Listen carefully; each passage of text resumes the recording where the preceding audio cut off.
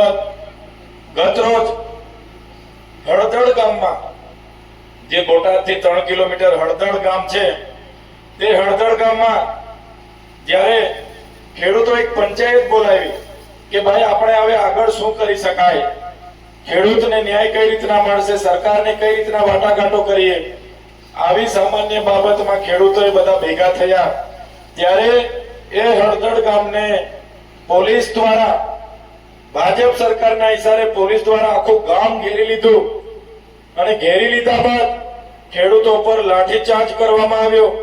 ખેડૂતો જગતના તાતને મારવામાં આવ્યા. કેટલાક ખેડૂતો નાસભાગમાં ઘરોમાં ઘૂસી ગયા તો ઘરોના દરવાજા તોડી નાખવામાં આવ્યા અને ખેંચીને ત્યાં મા બહેનો હતી એમને પણ ડરાવવામાં આવીને ખેડૂતો સાથે જે અત્યાચાર થયો છે, જેનો અમે સખત વિરોધ કરીએ છીએ અને આજના દિવસને કાળો દિવસ મનાવીએ છીએ. અંગ્રેજોના શાસનમાં પણ આટલી બધી તાનાશાહી નહોતી. 30 વર્ષના આ ભાજપના શાસનમાં જગતનો તાત એ માત્ર ન્યાય માંગે છે. એને કોઈ અંગત સ્વાર્થ નથી.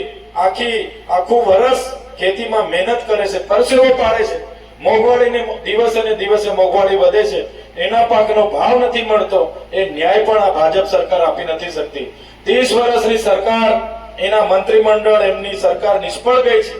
ત્યારે કૃષિ મંત્રીએ રાજીનામું આપી દેવું જોઈએ અને જે ખેડૂતોને મારીને પોલીસ દ્વારા ડિટેન કરીને, ધરપકડ કરીને 250 જેટલા ખેડૂતોને પૂરી દેવામાં આવ્યા છે.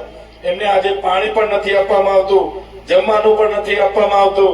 એ ખેડૂતોના સમર્થનમાં અને સરકારના ઇશારે પોલીસે કરેલા અત્યાચારના વિરોધમાં આજના દિવસને અમે કાળો દિવસ તરીકે મનાવીએ છીએ.